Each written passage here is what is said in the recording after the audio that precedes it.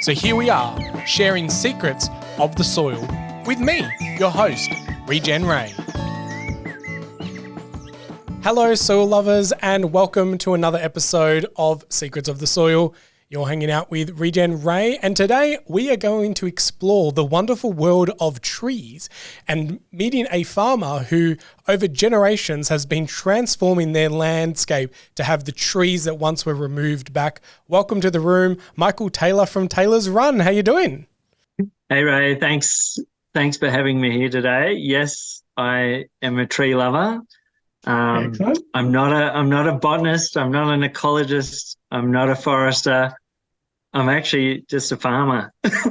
I shouldn't say just a farmer, should I? That's terrible. But I'm a farmer, and the reason I'm a farmer is because of trees. So I'm actually like third generation tree planter on our farm here. So we're in northern New South Wales, just south of Armidale. We're at about 1,000 metres altitude, about 200 k's from the coast, halfway between, if you don't know where Armidale is, about halfway between Sydney and Brisbane. And we're right up on the New England tablelands, and we're about 700 mils rainfall. So we're sort of, it's a Mediterranean temperate climate. We get summer rainfall, so our winters are quite sunny. We get down to -15. We get some pretty good frosts in this area. A lot of people that have travelled through, especially in winter, only remember the cold. Yeah. But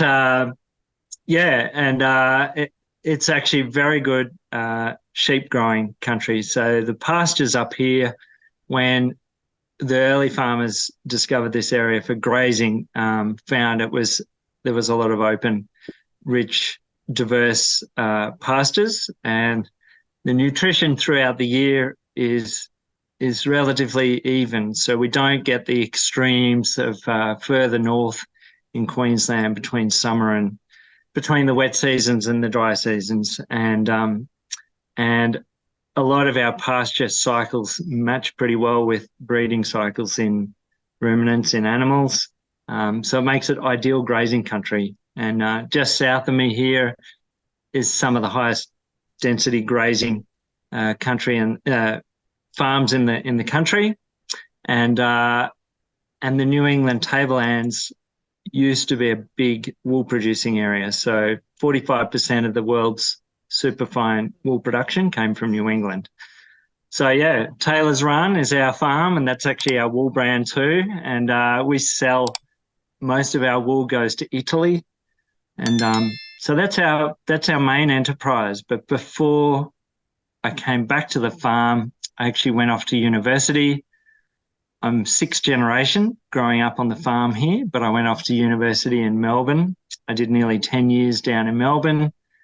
Did my time in the city, so to speak, and but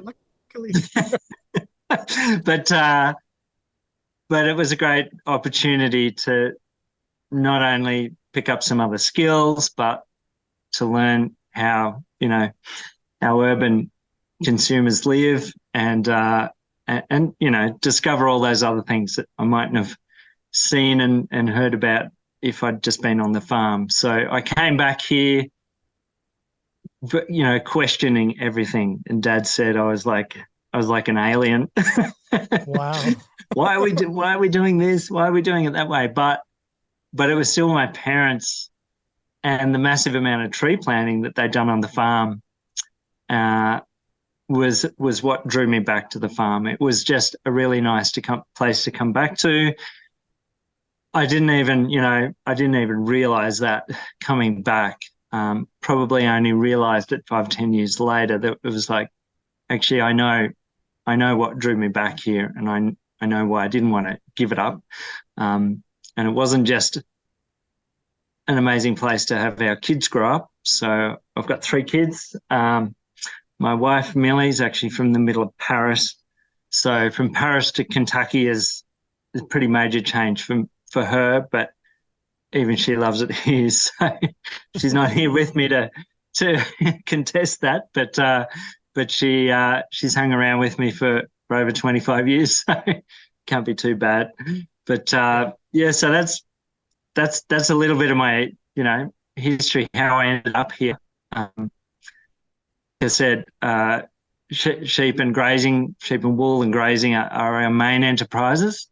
But on the farm these days, we still plant a lot of trees. We've planted over 250,000 trees on our farm. So we've got about 1,000 hectares here. The part I'm managing is a bit over 700 hectares. My sister's on another part of the farm that we've done a lot of planting on as well. But we continue to plant trees. And then over the last 20 years, we've been actually harvesting trees for round treated posts and also sawn timber. So we've had a sawmill on the farm 19 years now. Wow. And actually the shelves behind me, that's timber grown here on the property. So we're we've that's 40 plus years of agroforestry experience, trying to grow trees, killing lots of trees, harvesting trees, planting more trees, we've tried 300 or 400 different species of tree on the property. We've planted, if you follow anything we do, we've planted a lot of radiata pine, but I can get onto why a bit later if you've got any questions, Ray. Yeah, sure. Yeah. That's a great explanation. And I can tell that, from the years or decades of you being doing this, that there is a deep understanding. And so I want to just touch on something that you spoke about before, where you went to the city and you went back and then you realized that it was kind of maybe the trees and the fact that your family was replanting and doing these, tree planting exercises. What are some of the feelings, like what made you feel like that was the right thing to be doing? Or can you take us back to that moment where you kind of had that aha moment of like, it was the trees that brought me back home? Like, what was that all about? Well, I guess a little bit like my parents, both my grandparents on both sides of the family were very big on gardening, and not just vegetable gardens, but orchards and ornamentals and everything that you would find in a garden. So and not just the growing, but the aesthetic. And my grandmother was an artist, a watercolor artist, and my mother is a textile artist. My grandfather did a lot of work in with wood, working with wood. It's probably was his passion, working with wood, that exposed my father to that side of things. Some of the early bandsaw mills and log timber processing was done. And then on my mother's side of the family, they have a beautiful bush block up east of Gyra, and that I guess that recognition for the beauty and nature and being able to get out in the wild and what that means, exploring and discovering plants and seeing how things interact in the ecosystem was just, that was always a part of that side of the family. Both my grandparents as well had done a lot of travel around the world. So my Nana and Papa were part of the International Dendrology Society, which is actually tree collecting. So they were responsible for. I don't think they brought in any biosecurity risks, but they definitely brought in a lot of different tree species from all around the world. There's a rare collection of crab apples in their garden, but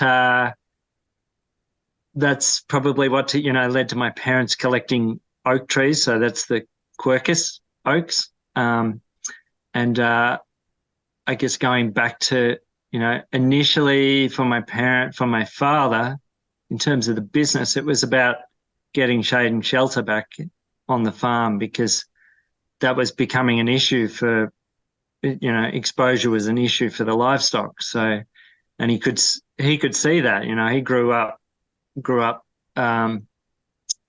born before New England dieback really took hold of the, tablelands, and he saw a lot of the tablelands go from, 25-30% tree cover to less than 5% tree cover between the 50s, 60s and by the mid 80s, there was less than 5% tree cover across the tablelands. And it was really, that was something that my father lived through and saw, and my grandmother always talked about taking the kids to my uncles and aunts, being able to walk to the letterbox a couple of kilometres away in the shade of the eucalypts the whole way, and you look at it now and it would be impossible.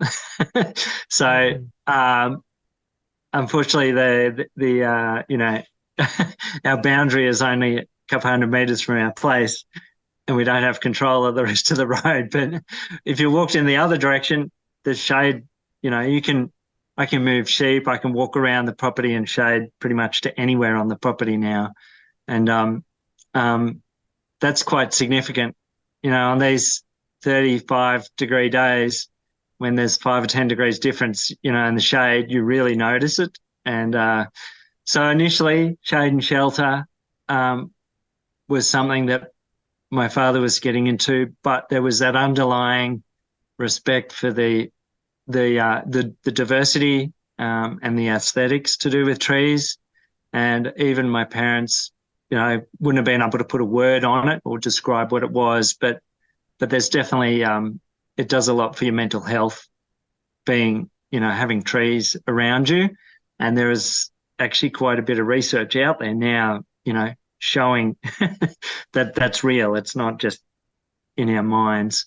So trees, that's sort of how, and that, I guess even for me, it wasn't until I'd started doing a lot more in my garden that then you start to appreciate how hard it is to not only establish the trees, but then to see them grow. It took a while observing, and like I said, on those stinking hot days, or those bitter winds in winter, to be able to get out of the breeze and in the shelter. And then probably the peak of it would have been, again, that first drought that I lived through up here, 2013-14. And so I'd nearly been back on the farm 10 years by then, but we came very close to running out of water altogether.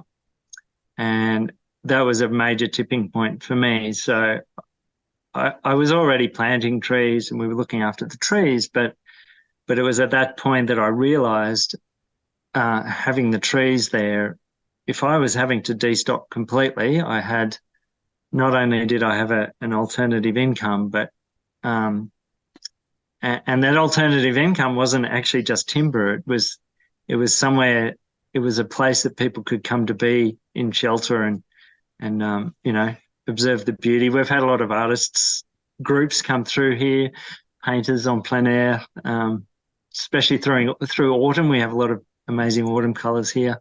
So I think that was probably when it hit me for real. But yeah, living through the 2019 drought, which was the worst drought on record for my family, that's since 1839, so a little while ago. To have the trees, it was a real sanctuary here to be. I would look out across the region and see the dust storms rolling over, and I was just, thinking about how much soil we were losing off not only the tablelands, but, from further inland that was coming across. And we all know, that soil was, a lot of it was going to New Zealand. Damn them. They've got enough good soil as it is. Yeah. But yeah, just, it really, really hit me, how big a difference the trees make. And I was probably harvesting quite a bit of soil at that time too. So when you left the farm, it was quite apocalyptic across the tablelands. Yeah, I look back at videos and photos, and a lot of people still remember 2019, 20 for the bushfires, but for me it was the dust storms. So oh, wow. and people say, yep, you get shade and you should have ground cover to protect your soil, but dropping the wind speed a few kilometers an hour makes a massive difference when everything is so dry. So I know a lot of farmers that tried to preserve their ground cover during that time, and they said, we just did everything we could to maintain our ground cover and reduced our stocking numbers and kept rotationally grazing or sold stock completely. But the ground and the cover, the stubble that was left, the litter that was left was just so dry, it was being blown away. So anyway, the list of reasons why I should have trees just goes on and on. But there's bigger issues these days trying to figure out how I can help people across wider area than just here, because we are still actually a bit of an island on the tablelands. There's a lot of bare country around us still, and the science is there now. The research has been done. Recently, we've been part of a big natural capital modelling project. We've had lots of research done here. We're very close to Armidale, so a lot of researchers are quite interested to come out and record what we're doing. But the natural capital modelling project is the first time where all the different parts have been brought together and put in one report that reports on the whole lot. So I'm sorry to say that soil is not in the report because a lot of what is above the soil is an indication of what's happening below the soil. Absolutely. I agree. That's what I always say, is that all the plants are a signal to what's happening underneath our feet, so we don't, we don't have to always, our senses are our first line of defense when it comes to these things. Does it look right? Does it, feel right? Does it smell right, type of thing? And that's all happening above the ground. So visual soil assessments and just looking at it is always a big, early stage key. That's right. You've mentioned a couple of research and science stuff. So can you just make note, or can you talk to some of that research? Because, I think we're hanging out in similar rooms, but you mentioned about being out in nature, and Japanese culture has always been very big on nature bathing, where you go and just bathe yourself in nature and smell it, hear it, feel it, and it's a little bit sits on the kind of the woo-woo side of it. But then I've seen a lot of science now around the pheromones that soil releases or nature, the smells, is actually triggering similar results to antidepressants and things like that, and helping with stress and anxiety and making people feel calmer. Are these the same type of researchers that you're coming across? And are you seeing the same links between the benefits of just hanging out in nature to help? Yeah, look, I could definitely look them up. I'm terrible at reproducing. I don't want you to cite their research references. Yeah, but I did actually. I had one only a few weeks ago. I was out. I do a lot of whitewater kayaking. It's my way of getting away from the farm and out in nature. Can switch off. And I've got a friend who works in that area. He gave me some really good references to some of the work on nature healing, like what you're talking about there. A lot of the other, there hasn't been so much of that. There hasn't been any of that research done here on our farm. We've had a lot more done in terms of pasture diversity, overall. The overall economics in terms of agroforestry, the effect on on our grazing enterprises in terms of survivability, during lambing or during extreme climate events. One of the more interesting bits was a research that Southern Cross University did back in 1992. So I don't know whether you remember 1992, Ray. That was quite a while ago. It was before the internet. What? What? And Southern Cross University did a carbon study, soil carbon. No, it wasn't just soil carbon. It was total carbon content in some of our radiata pine plantations, which was also, back when there was this movement building to be native only, and it's come full cycle now with the natural capital modelling, because we've had, literally tens of ecologists, dozens of ecologists crawling over the place, collecting insects and plant samples, and they're always get a little bit confused coming here because we've planted a lot of exotics and they're finding, rare and endangered plants and insects and birds in our exotic plantings. And probably one of my favourite ones is taking them out to see the incredible microlina pasture in one of our big pine plantings, and will be the closest we have to a pine forest, as opposed to a lot of our other plantings that are much more dispersed throughout the paddocks. And it's definitely opening the researchers' eyes to things that can happen that they didn't think could happen. And we definitely, refer to our farm as a little bit of a laboratory with lots of experiments going on. And as I said, we have killed a lot of trees in trying to plant a lot of trees as well, because, species selection, particular location selection doesn't always work. I even had a realization that my father said, you need to go and have a look at the Grevillea robusta. So that's a silky oak. It's a native. It tends to grow down on the western slopes, like Tamworth, or down on the coast. Silky oak, I think, is the only tree form of the Grevillea family. So the Grevillea have those beautiful little flowers with the curly stamens on them. And but the silky oak's long been known for its timber. It's just coincidence that we plant a lot of Quercus species oaks, but the Grevillea robusta doesn't grow up on the tablelands. The frosts, the -15 frosts up here, are not conducive to Grevillea robustas, and yet my father pointed out that up on a hilltop we have in a pine forest that was planted when I was a kid. So those trees are pushing 40 plus years old.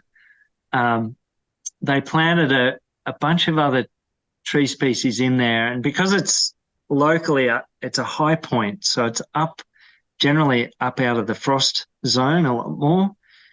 And we've got a reasonably mature Grevillea robusta up in that planting. And I'm really guilty for telling a lot of people over the last 15 years that no, silky oaks don't grow here. No, little did I know that there was actually one growing only a few hundred meters away. So still finding out, that we've changed the microclimate a lot, and trees that wouldn't have, my parents wouldn't have been able to establish. There are now pockets across the property that I could probably grow all sorts of things that I didn't think we could grow before. We're also well known for planting species that are considered bomb-proof for New England. These will definitely grow in New England. They're hardy, they're tough. Sure enough, we've managed to to kill them, and that's fascinated some of the nurserymen that have come and went, oh, that should have grown there. I got that, but it's just a particularly hard climate here, and only 10 k's to the west of us is the top of the range, and you actually go into a granite loamy soils, and it's very different. Kentucky's well known for its orchard industry, which has mostly come and gone due to diseases, but the Taylors saw it arrive in the early 1920s, I guess, and then again, I guess by the 80s, 90s, it had pretty much died out again. So, and it was funny, I guess, again, being sixth generation here, my time scale is a little bit different. So a lot of people lamented the death of the orchard industry in Kentucky, but actually my family got to see it arrive and go again in a short period. So wow. It's and a little bit on that too. We've in the last few years, I've been very lucky to get to work with some of the local Indigenous Anaiwan people. I have a bit of a sideline doing photography, and I got asked to help them document a number of local cultural sites.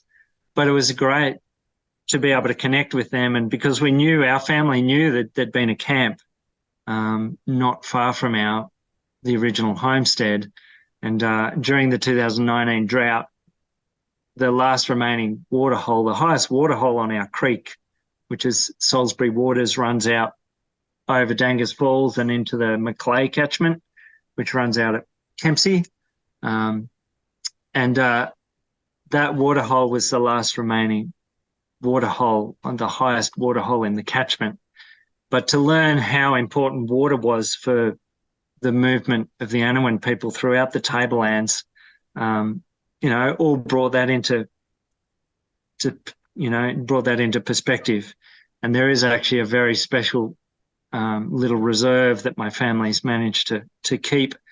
And you step inside that reserve, it's all tea tree and wattles and what else is in there? There's lichen hanging down, and it's like you've stepped back into an ancient world, and you look out through a gap and it's just bare farmland. It's really weird. Wow. But it's we've managed to preserve that. But there's little pockets of that. There's actually a current research going on. Professor Nick Reed at the university's now going back over a lot of the early records of and trying to document a little bit more of the dieback, because we're now starting to lose a lot of the older remnant trees. The only proof that there was any trees on a lot of the tablelands. So those little bit of remnants that are left are becoming more and more valuable to pass on to the next generation, to what was actually there. So, at least for me, I saw, even if I didn't see some of the live trees, I saw a lot of the dead remains of trees. So I knew, you see the size of some of the logs that are lying on the ground, and you only have to know a little bit about trees to imagine, how old some of those trees were that have come and gone. So there's sorry, I've covered a lot there, but there's a lot on the time scale and the perspective that's becoming urgent. So that's why I feel like it's important to keep talking about it and passing it on. Yeah, I love that. I think one thing that is showing as you speak, and I can definitely hear, is like we think we know a lot, but we really know a little. You're seeing evidence, and I love the fact that you're treating your farm like a laboratory, and I think it really comes down to the farmer's mindset to have that open curiosity and allow others to come in and use it as a sandpit or a playground to experiment and find new bits of data, and have them scratching their head against what they always thought was right, which I think is awesome, because that's exactly what science should be all about, is to go, we think this is right, but here's evidence that it's not right, and why, right. and go deeper into that, rather than, oh, that data doesn't support my hypothesis, in the bin, doesn't make the data set, So, but what you're saying is that we really don't know a lot about it. And so here we are, thinking we can plan this and do this, and, and nature is always proving wrong, and trees that are meant to do well in your area are not, we can't be prescriptive. We kind of sometimes got to let nature do what nature needs to do best, and it's be left alone and nurture. Definitely. Because you've been in this scene for a long time, I am aware that you were recently awarded for your knowledge and your openness, and it was it last year? Can you share a little bit more about the award that you won? Maybe you're too humble to bring it up yourself, so I need to bring it up for you. Yeah, well, I guess a bit of imposter syndrome, tall poppy syndrome. Yeah. Welcome to Australia. Yeah, welcome to Australia. Look, I've got, so many farmers that I look up to, so many researchers and mentors, that people that I really respect. And but I did actually get nominated for an ABC Rural Farmer of the Year award, and I won it. So it kind of opened it sort of started a bit of a snowball. I had, when I moved up here, like I said, I questioned everything, and I got really involved in our regional land care.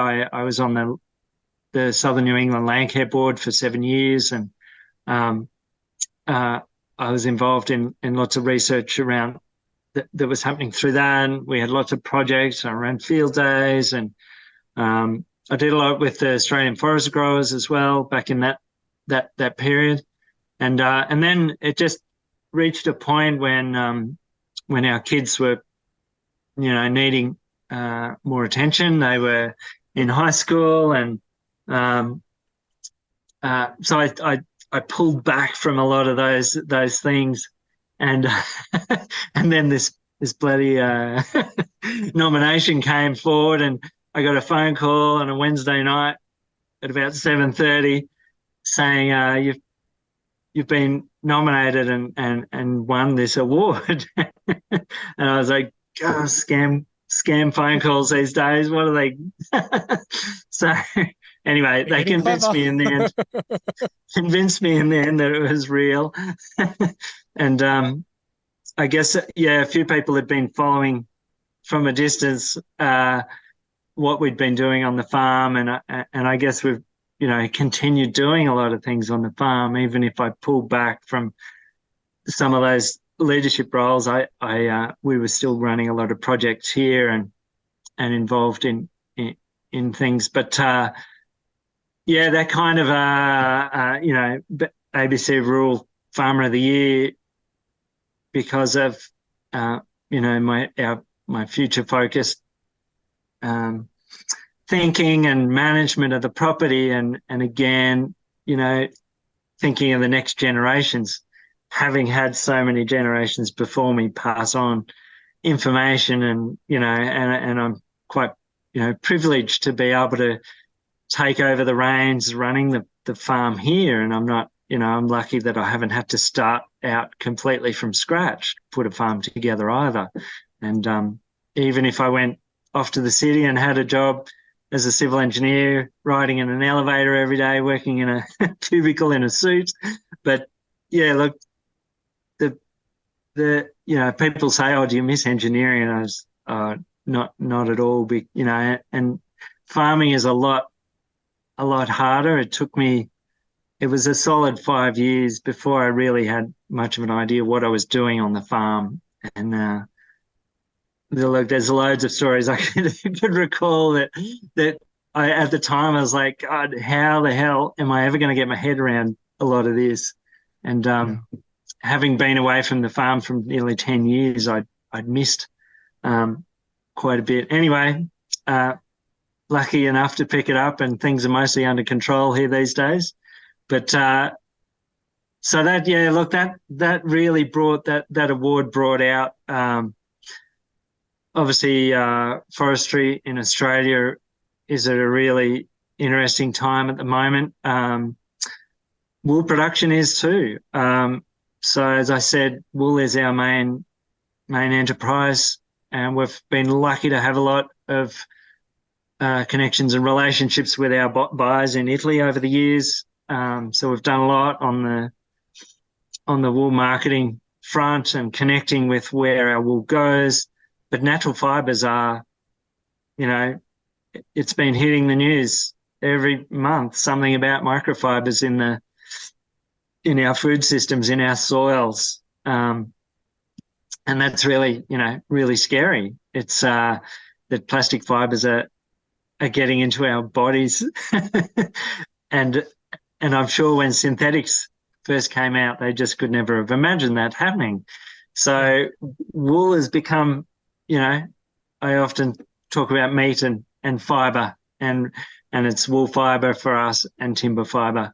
So on the timber front, there's been, as you may or may not have heard, native forest logging's been stopped in Victoria, and it's also been stopped in Western Australia.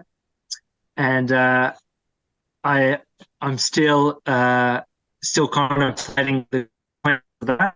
But probably when I first heard it, I thought that's crazy, because a lot of those areas were set aside for timber production, and timber is, the ultimate when it comes to a renewable resource, and especially in Australia, we can grow trees so much faster than a lot of places overseas.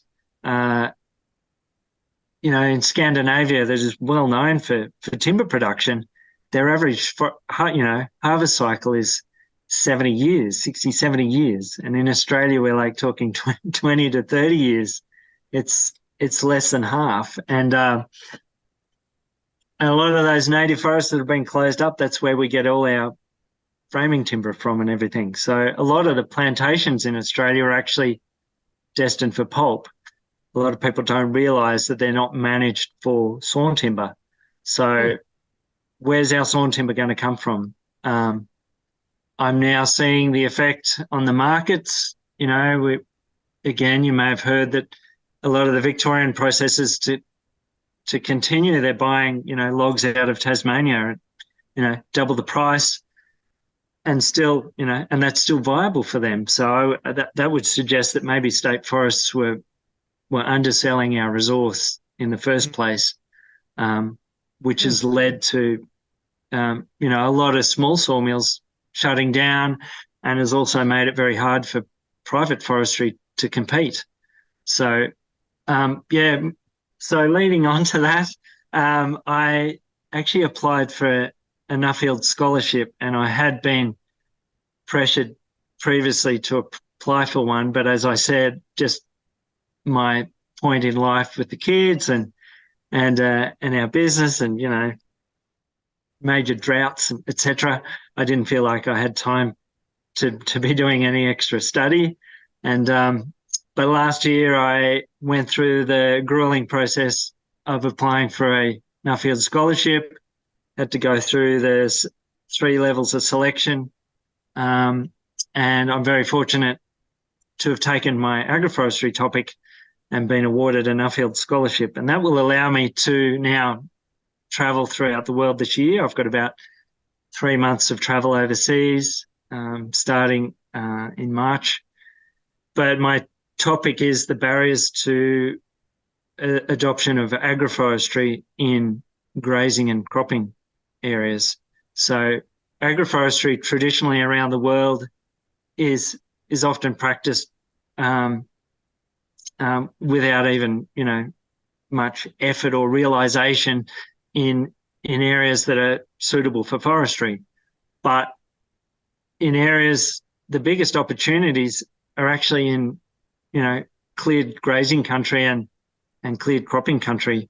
And again, the benefits of agroforestry are fairly well documented. So, which is why my topic is actually, what are the barriers? If there's so many positives to why agroforestry is good, not only for production but for conservation and for carbon sequestration, which is a thing now. Back in 1992, carbon as a commodity was was totally off the radar, and so yeah, I'll be trying to figure out why, what is stopping the farms around me, and I don't have, there's a lot of anecdotal reasons out there, but financing is definitely one of those.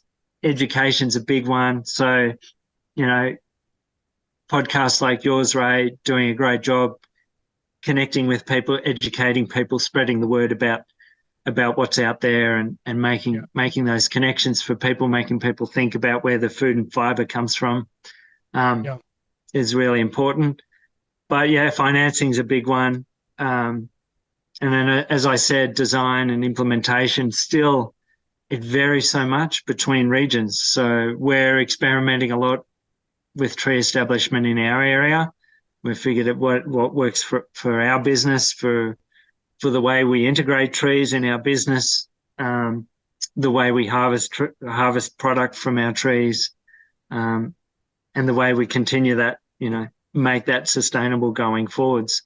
So, yeah, I guess that the financing side of it's one of the reasons we first met, wasn't it? Yeah, that's right. I think that's definitely one of the things I always came across was like this access to money or capital, and then mindset, either, wanting to do it or not, is the main thing. And then, is there money? And I think sometimes people can create their own justifications for whatever they're looking for. And that's why I always went like, well, if there was a will, there is a way, in a way. It's, and often there's kind of in the world that I hang out, this kind of scenario of like, you want to grow your business, aka farm, and you got no capital, but then all of a sudden someone gets struck by a bit of a disease, and somehow you manage to find $10,000 to do medical operations and things like that. So sometimes the push to often create the motivation or the kind of force behind it to make it possible is lacking. So there's definitely a common theme there, in that the extreme situations have tipped farmers over the edge in terms of changing the way they manage their farms. And whether it's a drought or a flood or a market collapse or a or a relationship breakdown or something, it's often those extremes that have led to that change. But how do we then propagate that change across more of the landscape without everybody having to suffer a major disaster? And as I said, we were in a good position to be able to. We had capital to reinvest in trees, and my father could definitely see some of those benefits straight up. But that was planting pine trees. There's a lot of funding being put out there through government and through philanthropics and and volunteer organisations, but a lot of it is often not always suited to the initial needs of landholders, and in a lot of cases, radiata pine are not going to be the choice. But for us to get a tree in quickly to provide shade and shelter for the stock, it was a bit of a no-brainer. There was a forest nursery down the road. We were able to buy seedlings for 10 cents a seedling, as opposed to, very few people were growing natives at that point, and you were, talking $2 to $5 a seedling. So if you start putting in 10 or 20,000 trees a year, not a lot of people are going to have money to splash around on an experiment like that. And there's a lot of hidden costs behind trees as well. That's, to join the dots for the listeners, if you haven't worked out, Michael Taylor from Taylor's Run is also the plantation partner for the MetaTrees project, which is digitally created trees via authentication that are matched to physical trees planted on earth. And that place that we chose was Taylor's Run. And obviously from this conversation, you could probably see why when we met Michael, it was almost like a no-brainer that like, we need our trees planted with your care and attention to detail. And, people always went, well, you can go buy a tree for $1. But there's so many hidden costs. The strike rate of a tree fails more often than not if you don't do it properly. You need water, you need machinery, you need tree guards, you've got animals trying to eat them day and night. You've got planning, you've got IDing, there's so many moving parts behind planting a tree.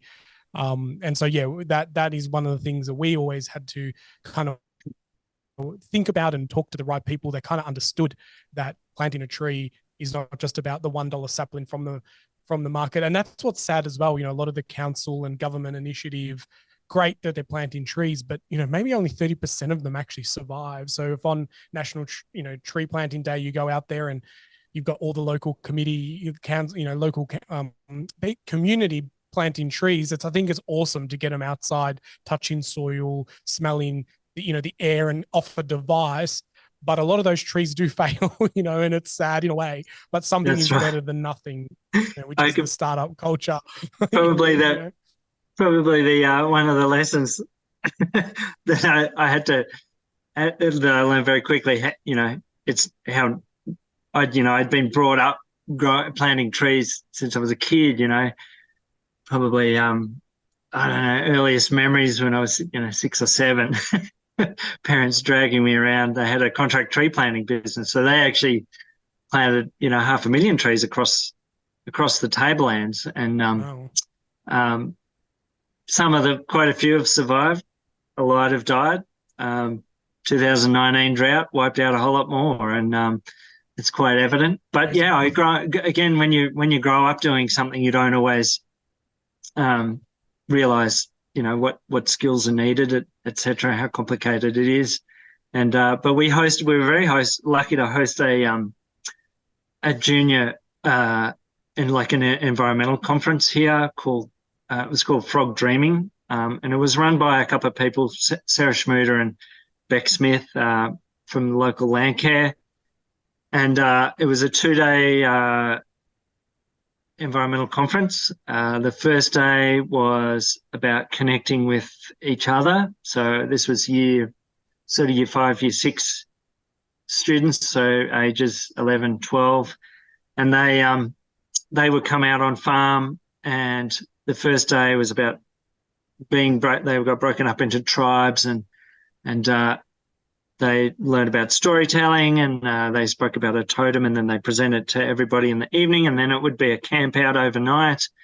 And for a lot of them, it was the first time ever camping out as well. And then the second day was they ran a whole bunch of workshops. So, and there was composting and biodiversity walks and cultural workshops, and as part of my being the host, I again was able to organise the kids to be part of a tree planting that we were doing for the year. And the first year, it was a bit of a free for all when it came to the tree planting. Very quickly learnt that I had to go back and replant most of those trees. So anybody calling, child labour, child slavery, it was more like farmer slavery. Yeah. and by the second or third year hosting that, the kids were limited to 1 or 2 trees. That was all they were allowed to plant, because I couldn't afford to go back and plant hundreds of trees again. So yeah, but that was great. And again, in my journey of teaching people, it was just another little lesson I learnt along the way. And so when definitely don't go out and just say, you just go and plant some trees. It's not that hard. Actually, there's a lot more to it. And I guess another program we were involved in. Can I just say something about the Frog Project though? If you want to go and check it out and go find Taylor's Run on a Google map, and if you zoom out, you'll see that the trees are actually planted to make a shape of a frog from an aerial view. It's a half a frog, I'll give it that, but you can still make it out. We've used that photo often with our Metatrees, marketing and sharing about your farm being a partner. And everyone says, I can see a frog. We're like, yes, it's meant to be a frog. So good on you for seeing it. And I think that's really creative. Because not an efficient way of planting trees. yeah. But those kids are going to be able to like show that to their kids one day, So that's right. That's right. Yeah, that was the first year we hosted, and it was also the 20-year anniversary of a tree fest, which was actually a field day that my parents hosted back in 1992. Also, there was a very early days of Landcare. Landcare Australia. Landcare only came into existence in the 1990, like 89, 1990. And Harnham Landcare was our local Landcare group, and they, because my parents have been doing quite a bit of tree planting, they decided to host a little field day on tree planting, and the field day grew very quickly. They actually delayed it by a whole year because there was so much interest. And in 1992, they had a little field day on a 10-hectare site, and they had dozens of companies demonstrating tree planting techniques with different machines, direct seeding, and different tree guards. There was lots of different nurseries there. They had about 90 exhibitors with sites. So there were nurseries and seed collectors and all sorts of things. And by lunchtime, they had over 6,000 people through the gate for that little field day that they were running. 6,000 people is a lot of people, especially when you see where the site is. It's it's 4 or 5 kilometres out on the farm, and we had a pretty rough driveway back in those days. So it's just I vaguely remember it. I was still in high school. I helped out on the day, but I just remember seeing the sea of buses and cars. People had driven for miles around, and again, that was pre-internet. So the only way people, shared information back in those days was getting out, getting together at field days, but yeah, 2012 was that 20-year anniversary, and we decided to do something big, which is how the frog came about. We're also under the Armidale Sydney flight path, so people often comment on our farm and ask a question. So, well, how about we give them something really interesting to look at? Yeah, that's so cool. So yeah, it's just part of a long list of things that we've tried on the farm here. So it's great to be able to get people out on farm still. It's one thing to see the farm from the air or to talk about it, but to actually get here and see how trees are growing, and you can point out all the little details and how trees, a particular species won't grow there, but it will grow just over there, and it's purely, topography or soil type or something. So yeah. Love that. Well, we can talk about soil and trees for days and days and days, but we're going to have to give our listeners the ability to get to the end of this conversation. But leave a few questions unanswered. Yeah, one of the things I wanted to know is, like, with your studies, when will you know the results of why the uptake of agroforestry is it a 1 year, 2 year, 5 year? It's a 1 year. Okay. It's 1 year of basically it can be stretched to 2 years, but basically I have a deadline. I have to produce a 10,000 word report. All those reports are publicly accessible up on the Nuffield Australia and Nuffield International website. So there's about 450 odd scholars from Australia alone, and there would be probably a similar number from around the rest of the world. The UK, Canada, two of the other big Nuffield countries. Obviously, the Nuffield scholarship was Lord Nuffield, who originally travelled from the UK, who travelled to America to interview Henry Ford on mass car production, and went back, took that knowledge back to the UK, and it was that knowledge exchange that allowed the mass car production, the MGs and the Morris Miners had. They also produced Nuffield tractors, and but he had an interest in agriculture, and that's how the scholarship came about. The scholarship is now funded by scholars, by sponsors, from industry and from government. So I'm very grateful to the Future Drought Fund. They've put up 5 scholarships. So the Future Drought Fund is the large fund that's going towards resilience in agriculture. So not just droughts. It's an unfortunate name, but often lack of water is a major issue, but general sustainability on farms. So my topic fitted in really well with their goals. As I said, look, the scholarship 3 months is very short when you start traveling around the world. So I'll be limited mostly to South America for a start, where they're doing some really interesting things. Argentina, Uruguay, Brazil. It also happens to be where they're having our International Scholars Conference. But then I've got a lot of contacts in Europe. But look, there's so many places to go. I'll also be doing a road trip in Australia to revisit some of the places that I've missed, some of the places I've heard of. There's like I said, there's a lot of farmers doing incredible things in Australia that are hidden away, and I'm sure you're interviewing some of those here as well, Ray. Maybe you have to give me some contacts when you go around the world with your road trips. Give me 12 months. I won't have the answer, but I will definitely have a lot more information to help with the journey. Yeah. Well, I have to do another interview with the digest of your findings, whenever that is. But in the meantime, I think it'll be really cool to watch you. I know you post quite a lot on LinkedIn, which is, kind of a new platform. And obviously someone, for me in marketing, I've seen LinkedIn really evolve into this space where, I think for the ag space, it is doing really, really well. I see some really informative pieces on LinkedIn, and I love following a lot of the ag space and the business world on LinkedIn rather than a lot of the other platforms. So I will be following along and keen to see how that goes. But right now, I think it's time for our segment of the day. But while we've been chatting, I decided to change this.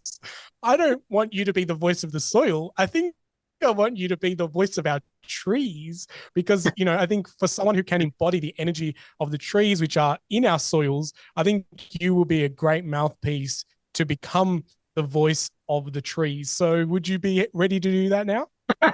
Definitely. Yeah, look, don't worry. The trees are looking over the soil, making sure it stays where it should. So, don't worry. All right. Well, let's do it. So you've become the trees, collectively, all the trees on the planet. You are now its kind of mouthpiece and voice. So what will you say to the 8 billion humans on the planet as the tree? I often say, look, just get every time you're out there, just look, start to observe the trees more. Think about how they're interacting with everything around us. Whether it's urban agroforestry is a really big thing now. And so, you only have to go out on your street to know the difference that trees make. Look at things like geotropic versus phototropic. Trees that are growing away from the buildings in search of light, as opposed to geotropic trees that will quite happily grow up in the shade vertically, opposing gravity. So I don't know. Think about the differences between hardwoods and softwoods. Hardwoods are flowering trees. Australia is home to the tallest flowering tree in the world. So there's just get out there and look at how the trees are interacting. Look at your bookcases. Look at the grain. Look at the knots. Think the knots in those boards. They were branches on a tree. So there's so much about trees to think about. I'd say just get out there reconsider the tree again. Yeah, I love that. I think that's such a great thought. And as you were saying that, I just think about how much of our furniture now is just like laminated. It's not actually a tree grain; it's just printed on to fake the grain, But those real grains tell a story, That's right. Timber Queensland actually had a very good advertising campaign just recently. I can post it for you, but it's basically, if we don't have wood in our in our living world, you'll start to realize how many things are not there anymore. So wood's still a really important fiber, and like I said, it is one of the most renewable fibers. So get behind it. Just because we can cut it down doesn't mean we can't grow it again. And we have to think longer. We have to think longer term than it's not just a political term. It's not just a lifetime. It's multiple lifetimes. So yeah.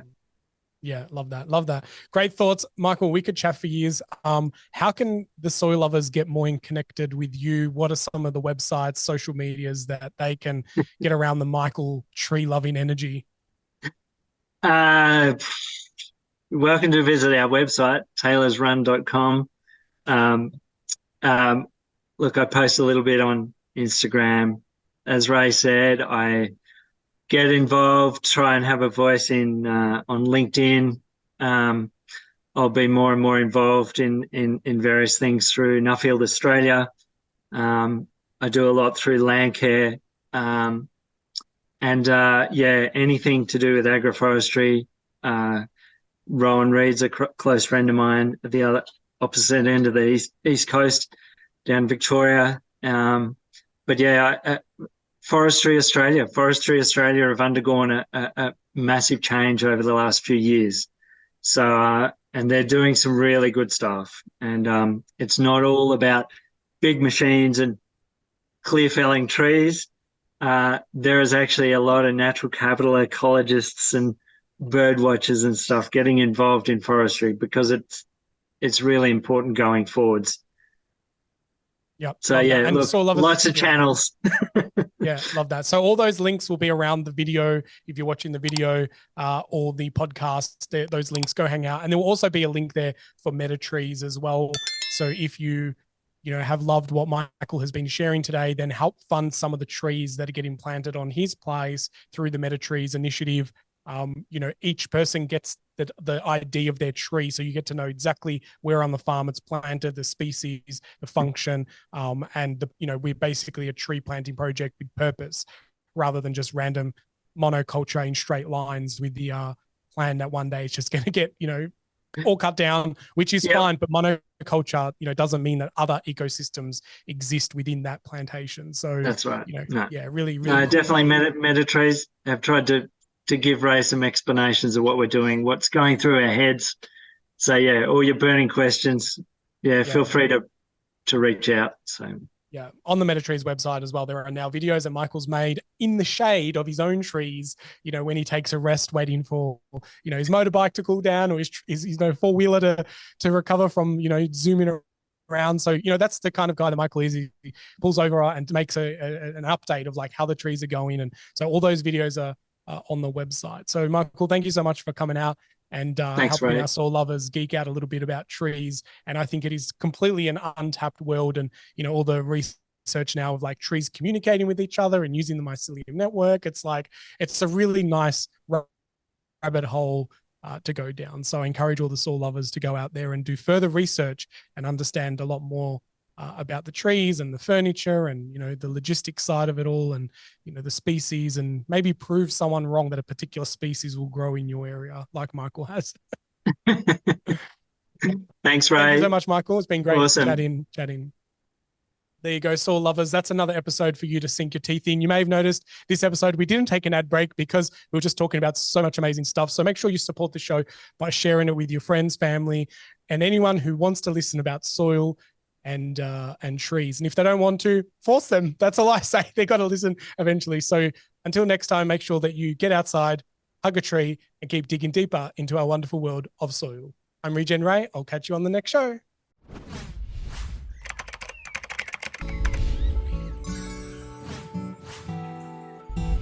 Well, soil lovers, that's enough secrets for one episode. I really hope that you enjoyed all the secrets shared during this conversation. But hey, let's not keep it a secret. Please share this podcast around and make sure that you like it and leave us a review, because that really helps spread the secrets of the soil. Until next time, remember, get outside, get your hands dirty, and keep digging deeper into your soils.